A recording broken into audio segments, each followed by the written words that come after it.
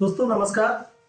दिवाली का पावन त्योहार, अलौकिक त्योहार, और इस त्योहार की छटा तो अपने आप में निराली है। आप देखते हैं हर घर पे लाइट लगती है और हर घर एक खूबसूरती से सजा रहता है। हर घर का एक दृश्य अलौकिक रूप में दिखाई देता है। हर घर में दिए जलाए जाते हैं। कितना पवित्र और कितना मनमोहक वातावरण होता है।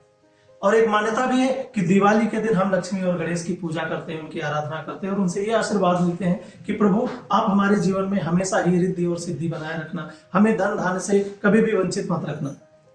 आज हम आपको ऐसी एक कहानी से रूबरू करा रहे हैं जिसको सुनकर के आपके मन में एक ऐसी प्रेरणा जगेगी, आपका लाइफ, आपका जीवन बिल्कुल बहुत ही बेहतरीन और अच्छे माहौल में ग्रो करने लगेगा। और हम ईश्वर से और माता लक्ष्मी से भी कामना करेंगे कि आपकी लाइफ में भी हमेशा खुशियों की छनक, पैसों की छनक और हमेशा आपके जीवन में हमेशा धन धान्य संपदा का वैभव बना रहे। एक व्यक्ति थे, उनके 3 बेटे थे और उन तीनों बेटों की शादी हो चुकी थी और बड़े ही प्यार से माहौल से वो अपने घर में रहते थे, अपने सारे काम को करते थे, क्रियाकलापों को करते थे। उनके घर में किसी भी चीज की कमी नहीं थी। ऐसा लगता था कि माता लक्ष्मी की कृपा उन पर मेहरबान हो, और क्यों ना हो, क्योंकि वो इतने प्यार से हर चीज को, सिचुएशन को संभालते थे।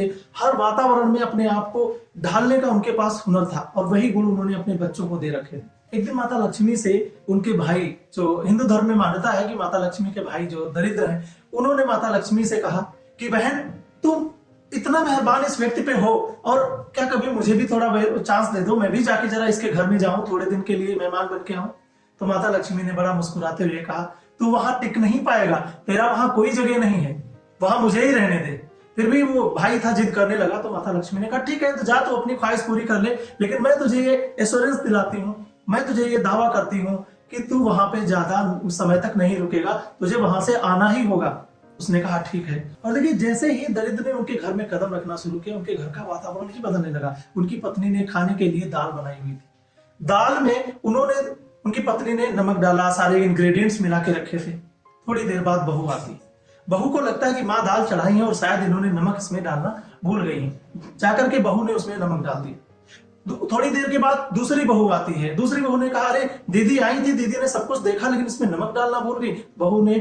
दूसरी बहू ने और उसमें नमक मिला दिया। तीसरी बहू आई, उसने देखा कि अरे दोनों दीदी और माँ जी ने लगता है नमक आज डालना भूल गए हैं दाल में, उसने भी नमक मिला दिया।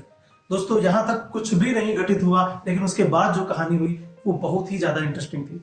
खाने के टेबल पे जैसे ही वो व्यक्ति खाने के लिए बैठा, उसको दाल दी गई। उसने जैसे ही 1 चम्मच टेस्ट किया, अचानक उसे लगा कि कुछ तो है गड़बड़, और वो समझ गया। उसे लगा कि शायद कहीं कोई मेरे साथ कुछ गड़बड़ होने वाला है। और इस सिचुएशन को समझते ही उस व्यक्ति ने बिना कुछ कहे, बिना शिकायत किए हुए दाल को खाना शुरू कर दिया। चावल के साथ, रोटी के साथ दाल को खाया आराम से, और कुछ नहीं बोला, पानी पी लिया, चला गया। बड़े बेटे ने जैसे ही खाने के लिए 1 चम्मच उठाया, सेम हाल उसका भी वही। लेकिन उसने सोचा कि जब पिताजी ने मेरे साथ कुछ नहीं कहा, ना मेरी वाइफ को कुछ कहा, ना मेरी माँ को कुछ कहा है, ना मेरी दोनों बहुओं को कुछ कहा है, तो मैं कौन होता हूँ कुछ भी कहने वाला। अरे यार खा लो, हो सकता है गलती हो गई हो किसी से। उसने भी खा लिया। दूसरे बेटे ने खाना खाया, जैसे ही उसने चम्मच उठाया फिर वही हालत। फिर उसने यही सोचा कि ना पिताजी ने कहा, ना बड़े भैया ने कहा, ना किसी और ने कहा, तो हम ऐसा करते हैं, हम भी कुछ नहीं कहेंगे, कोई बात नहीं, आज पहली बार ऐसा हाल हुआ है, खा लेते हैं, कोई फर्क नहीं पड़ता है। वो भी खा के चला गया। सबसे छोटा बेटा काम से वापस आया। जब वो खाने के लिए बैठा तो उसको भी जैसे ही उसने 1 चम्मच उठाया, उसकी हालत खराब। उसके मुंह में ऐसा लग रहा था कि नमक ही नमक है। उसने सबकी तरफ देखा, सबके चेहरे, पापा की तरफ देखा, दोनों भाइयों की तरफ देखा, और वो उन दोनों, सब तीनों ने इशारा कर दिया। वो समझ गया और वो चुपचाप बिना शिकायत किए हुए खा लिया।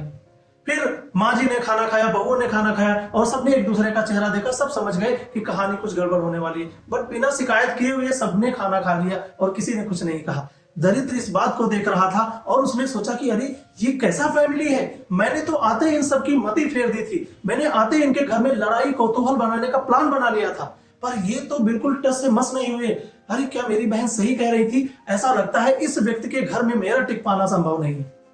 जैसे ही सुबह हुई, सब लोग अपने काम के लिए, कार्य के लिए निकल गए। दरिद्र भी चुपके से पीछे से उनके दरवाजे से निकल गया और माँ लक्ष्मी के पास बोला, उनके चरणों में गिर पड़ा और बोला, बहन तुम सही कहती थी, मैं ऐसे व्यक्ति के घर रुक ही नहीं सकता जहां इतना प्यार बरसता है, जहां इतना सांत्वना एक दूसरे को दी जाती है।